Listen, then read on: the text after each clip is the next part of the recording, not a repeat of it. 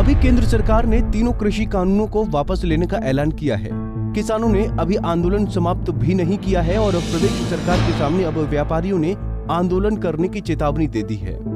सोनीपत में कुंडली बॉर्डर के पास एक निजी रिजॉर्ट में राष्ट्रीय जन उद्योग व्यापार संगठन के प्रतिनिधियों ने बैठक की और व्यापारियों से जुड़े तमाम मुद्दों पर चर्चा की। इस दौरान प्रदेश में 75% आरक्षण से नाराज व्यापारियों ने सरकार से बातचीत करने की बात कही है। साथ ही चेतावनी दी है कि अगर सरकार नहीं मानी तो सड़क से लेकर संसद तक व्यापारी आंदोलन करेंगे। भी राज्य है, सबसे पहले हरियाणा के मुख्यमंत्री जी को पता नहीं कौन सी जल्दी पड़ी कि सबसे पहले मैं समझता हूँ 75% का आरक्षण सिर्फ हरियाणा में ही लागू हुआ है, जबकि हरियाणा में जो स्किलफुल लेबर है उसकी उपलब्धता कम है, क्योंकि कृषि प्रधान ये स्टेट है।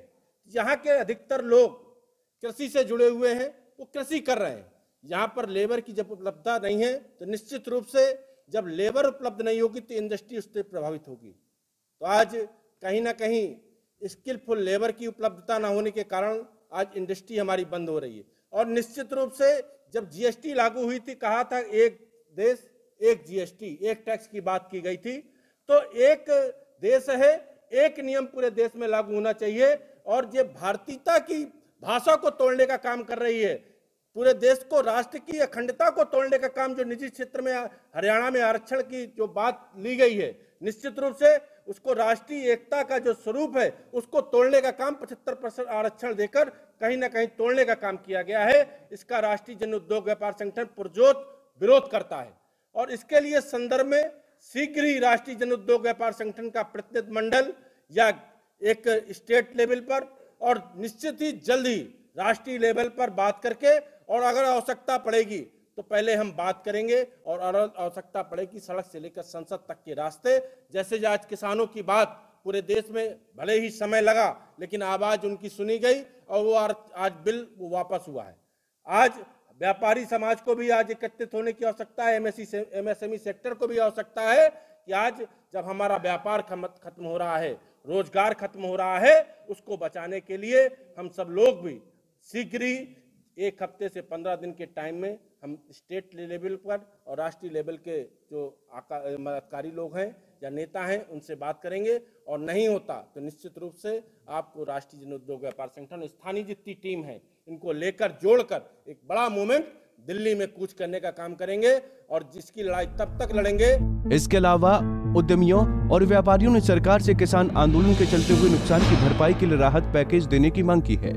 व्यापारियों की मांग है कि सरकार पहले हरियाणा के युवाओं को स्किल डेवलपमेंट सेंटर खोलकर ट्रेन करे, उसके बाद आरक्षण लागू करे। बिना स्किल के उनके व्यापार के लिए योग्य उम्मीदवार मिलना मुश्किल है, जिससे उन्हें नुकसान होगा।